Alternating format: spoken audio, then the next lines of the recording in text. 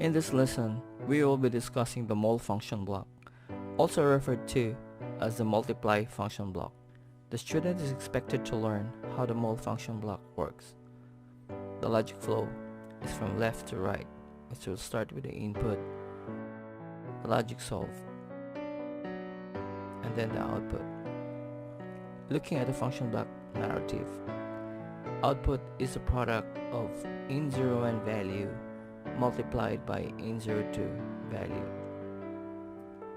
Now we go live with our PLC and simulate the inputs, and we observe the output and confirm with the function block narrative. We simulate in01 and in02 values and observe the result.